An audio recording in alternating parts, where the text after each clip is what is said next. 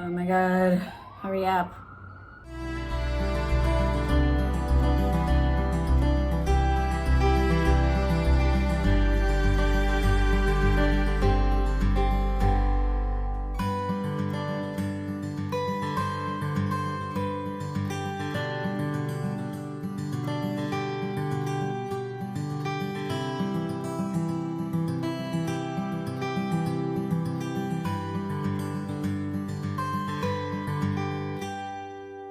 What's up, witches? I'm Allie the Bronx Witch, and welcome to my channel where you are the magic. And I talk about Wicca, the religion, witchcraft, the practice, and I do weekly tarot readings.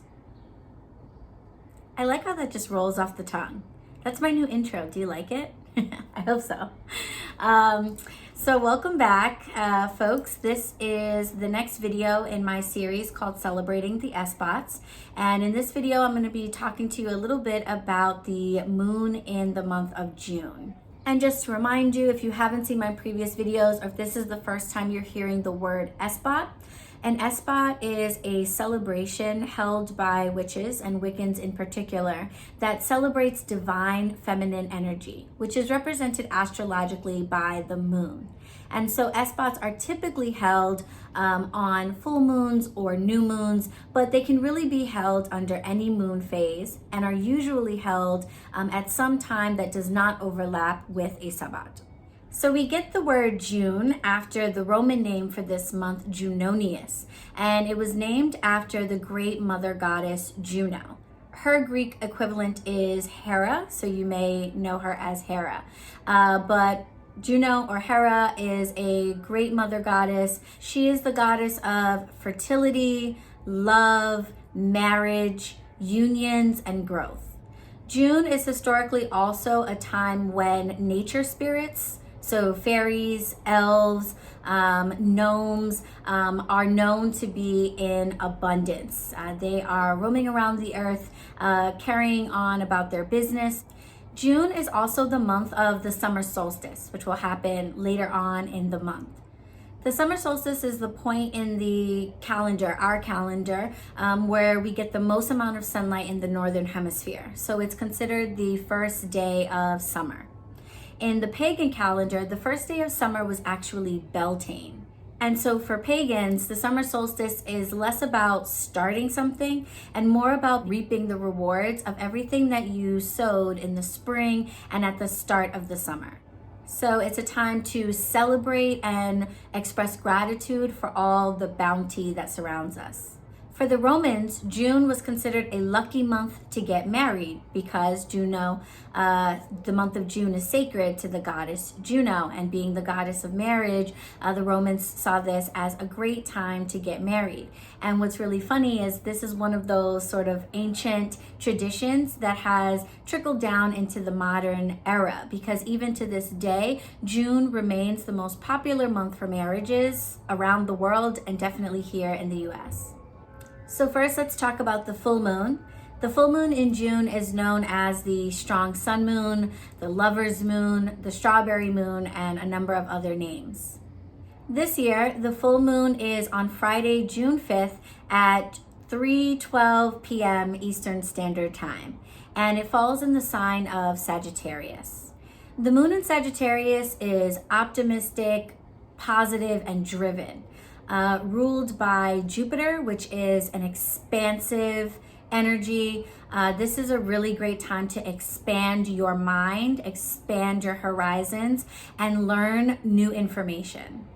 Sagittarius energy is wise, and it's focused on truth and justice. So if you can educate yourself in those areas, that would be really great. Or if you can expand outside of yourself and take actions in those areas, that would also be benefited by this moon energy.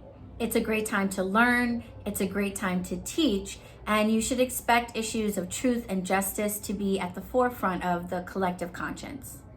The full moon this year is also a lunar eclipse. With the sun in Gemini and the moon in Sagittarius, whenever we are experiencing a lunar eclipse, we are talking about duality because we have both the moon and the sun as energy impacting our lives here on Earth. So expect this to be an uncomfortable time because on the one hand, Gemini is all about partnership and coming together and the peace of folks that are kind of on the same page. Whereas Sagittarius is about uncovering the truth and the discomfort and the disunity that might arise because of the search for justice. So whenever we have a lunar eclipse happening, no matter what the energy is, it's oftentimes uncomfortable. This year, the new moon falls on June 21st at 2:42 a.m. Eastern Standard Time, and it's going to be in the sign of Cancer. Watery, emotional, nurturing Cancer. When the moon is in the sign of Cancer, she is at her most comfortable. The moon rules Cancer. So the moon really loves to be in this sign. And when the moon is in Cancer, the energy around that alignment is all about nurturing. I like to think of the way in which the moon pulls on the ocean tides here on the earth, and that affects where water on the earth goes. And we know where water goes, things grow. So there's a nurturing energy about the moon in Cancer that allows for growth. The moon in Cancer is compassionate, loving, nurturing, and understanding. And so this is a great energy to have when dealing with anything having to do with your family, your home, or your loved ones.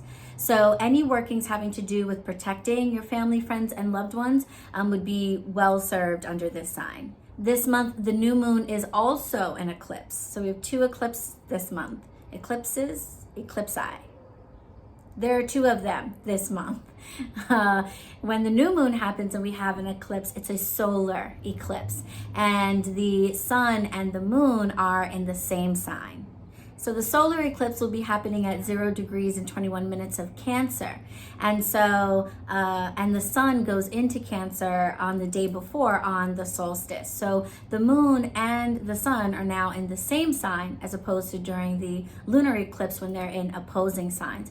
And the moon and sun being in the same sign helps to create a sense of balance, security, and clarity that doesn't happen when the sun and the moon are in opposite signs. So rather than experiencing conflict and confusion, what you might experience is just a heightened state of Cancer energy.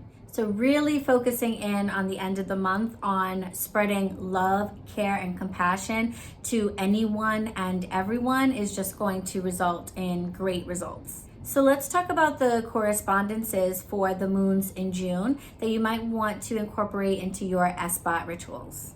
For the correspondences, you know I have to go to my book.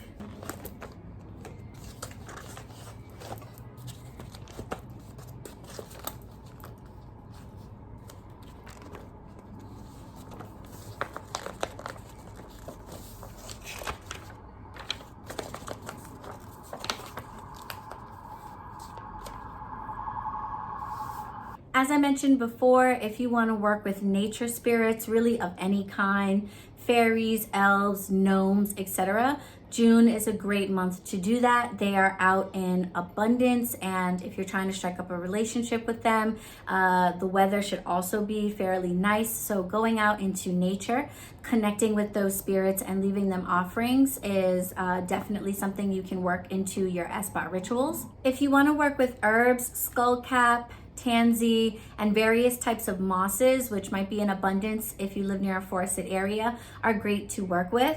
I think this is a good time to just remind everyone of the importance of ethical wild harvesting. So if you do decide to go and get out into nature, and I recommend it, please be cautious of the herbs that you are taking, the moss that you're taking, etc. Make sure to research it and make sure it's not endangered. Ask it for permission, leave an offering, and try not to take too much. The colors of this month are orange and golden green. Flowers you might find nice to work with are lavender, orchid, and yarrow. If you're into crystals, topaz, agate, and fluorite connect with the energy of this month.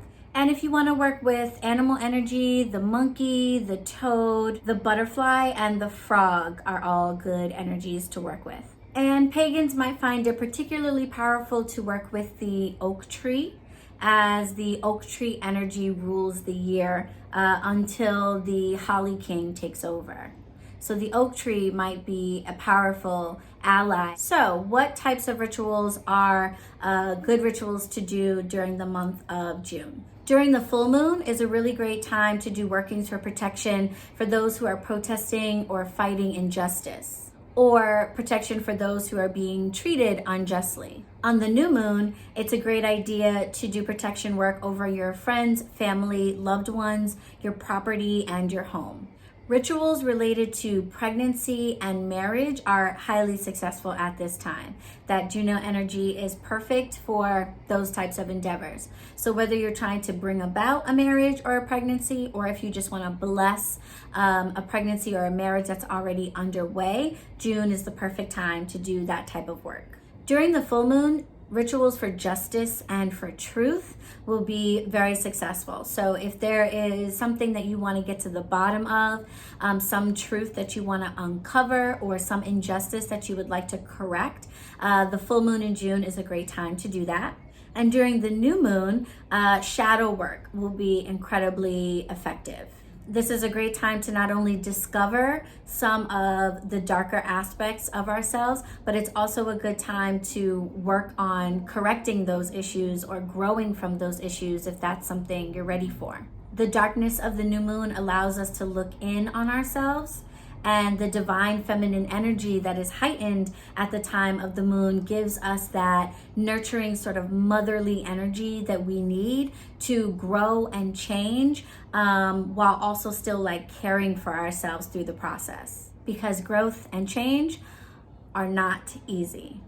So what will I be up to this month of June on the full moon in particular? You guys probably know by now that my Esbats I hold on the full moon. I connect to full moon energy the most, and I do most of my work around that time.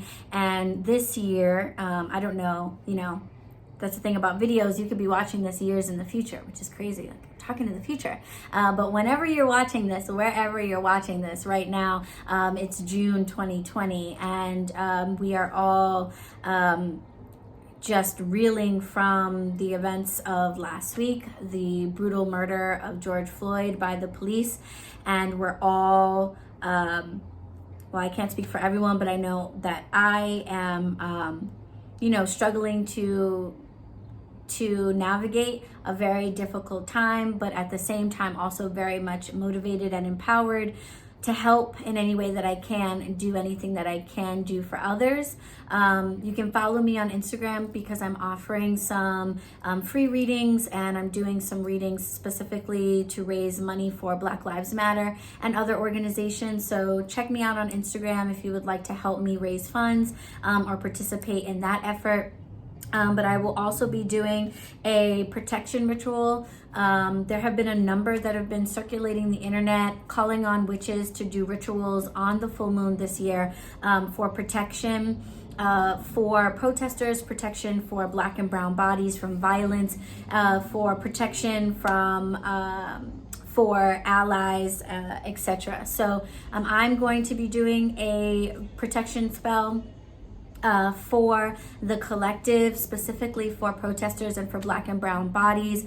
There'll be some information about that. I'm kind of private about my rituals, and I don't know yet if I'm going to film myself in ritual. I want to share those things with you guys, but I don't know yet if I'm going to be like just full on filming myself in ritual, because it's kind of private. But I will talk about what I'm doing, and I will post the spell that I'm going to be doing. So there are a couple protection spells that are going around. One of them really connected with me, and I'm going to do that one. And knowing that other witches around the world are doing it is really powerful. So if you are interested in participating in that spell, I will leave a link down below to like a post. If for some reason I can't, just follow me on Instagram. It'll definitely be posted there so that you can join me in a full moon ritual for protection.